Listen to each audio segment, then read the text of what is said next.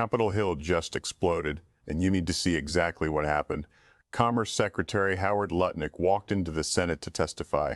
The second he stepped through that door, reporters rushed him from every direction. Did you have ties to Epstein? Did you have a financial relationship with Jeffrey Epstein? Why did you keep talking to him after he was convicted of sex crimes against a child? Lutnick didn't answer a single question. He just kept walking and said, "I can't wait to testify today." Then a reporter shouted after him, "What do you say to people calling for your resignation? Officials at your level have resigned from the British government." Lutnick either didn't hear it or didn't want to. He just kept moving. Before we get into what happened inside that room, if you're tired of watching powerful people lie to your face and walk away with zero consequences, here are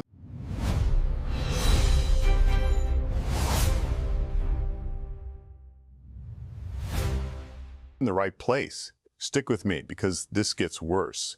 So who is Howard Lutnick? He's Trump's Commerce Secretary, CEO of Cantor Fitzgerald, one of the biggest names on Wall Street. And now his name is in the Epstein files. Here's what he told the New York Post last year. One interaction. That's it. Just one. Back in 2005. He bought a house next door to Epstein in New York. Epstein invited him over for coffee. Lutnick and his wife went. During the house tour, they opened a door, and there it was. A massage table sitting in the middle of the room.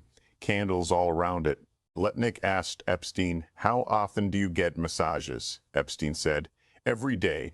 Then he leaned in and said, "And the right kind of massage." Lutnick said he and his wife looked at each other and walked straight out, 7 or 8 steps back to their own house, and the decision was made.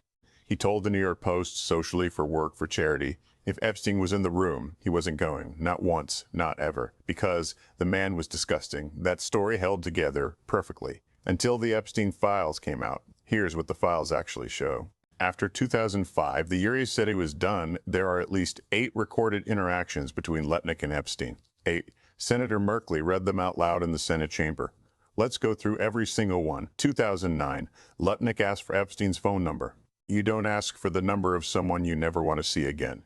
2011, a drinks date was set up between them. 2012, Lutnick planned a family trip to Epstein's private island. And he went. With his wife, with his 4 children, with the nannies. Tough. Talk to me, they exchanged articles on intellectual property and gambling. They co-signed the same investment deal. These are 2 neighbors making financial moves together. 2017. A man named John Paulson wrote to Epstein asking for a donation. And in that letter, he called Lutnick a close friend of Epstein's. Close friend. That's not our word. That's in the documents. 8 interactions. 14 years. From the man who swore he was done after 1 coffee visit. Now, here's where it gets really uncomfortable. Senator Van Hollen looked Lutnick dead in the eyes and asked, "Did you actually visit Epstein's private island in December 2012, after you claimed you had 0 contact after 2005? Lutnick's answer? He said it was just lunch. On a boat, a family vacation.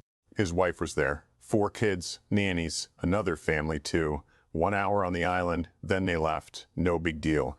No big deal. As men told America, he found Epstein so disgusting he wouldn't be in the same room as him. Then 7 years later, after Epstein was convicted of soliciting sex from a minor in 2008, he took his children to that man's island. The island, the one the whole world knows about, the one connected to child sex trafficking. He took his kids there and called it a family vacation. Van Hollen didn't let it go. He asked directly, "You know this trip happened after Epstein's 2008 conviction, right?" Lutnick said yes. Van Hollen pushed harder. "There's a reference in the Epstein files to a nanny exchange involving you. Was the nanny on that trip the same nanny Epstein wanted to meet?" Lutnick's answer? "I don't know. I don't remember. I have no idea. I want to know what you think about this." Drop it in the comments right now if a man calls someone disgusting in 2005, then takes his kids to that person's private island in 2012. What do you call that? Because I have a word for it, and it's not vacation. Van Hollen also asked, "Was Ghislaine Maxwell on the island when you were there?" Lutnick said no, but the nanny exchange is sitting right there in the documents. And Lutnick says he knows nothing about it. Then Van Hollen moved to the 2011 dinner. "Did you have dinner at Epstein's New York home in 2011? Lutnick said no. Van Hollen mentioned that documents show Woody Allen and his wife were at a dinner at Epstein's house. Doesn't that concern you? Lutnick said he didn't know what Van Hollen was talking about. He searched through millions of documents, Found a 1-hour meeting at 5 p.m. in May and called it that. Not dinner. A meeting. The Woody Allen question went completely unanswered. Senator Merkley had heard enough.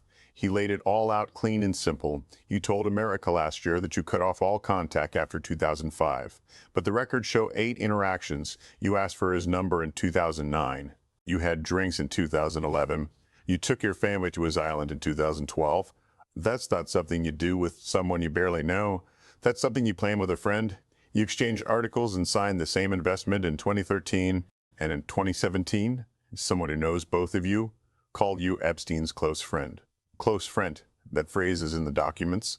Merkley looked straight at him and said, your claim of total disconnection after 2005 doesn't hold up. Not even close.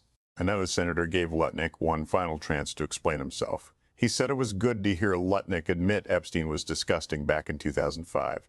He wished more people had walked away when they had the chance. But then he said, taking your family to lunch on that island and keeping appointments with this man is something your constituents need a full answer on. The president promised to release the Epstein files, and you sat here and casually meant from searching for your own name in them. Like, that's just something everyone does. Not everyone has to worry about their name showing up in the Epstein files. Come clean. All of it, right now. Lutnick's response? Same line he's been using all day. To the best of my memory, I saw him 3 times in 14 years. Long gaps.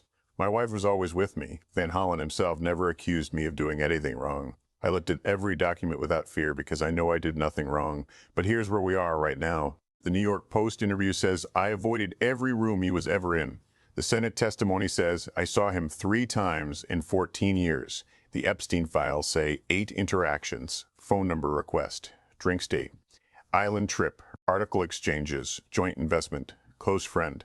3 different versions of the same story from the same man under oath. And let's not forget what else Lutnick said in that New York Post interview. He was asked why powerful people like Bill Gates kept getting close to Epstein. His answer? Epstein's method was simple. Get people in for a massage, record them, and use that footage to blackmail them. Lutnick called Epstein the greatest blackmailer in history. He said those videos were probably traded away in exchange for that absurdly light 18-month sentence. The sentence that let Epstein leave prison during the day and take meetings at his office.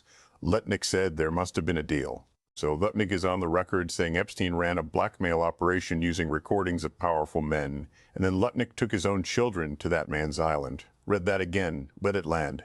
And while all of this was happening, Republican Senator Kennedy from Louisiana asked Lutnick a basic question about the Census Bureau, which falls directly under his department. Kennedy asked what percentage of Americans live below the poverty line.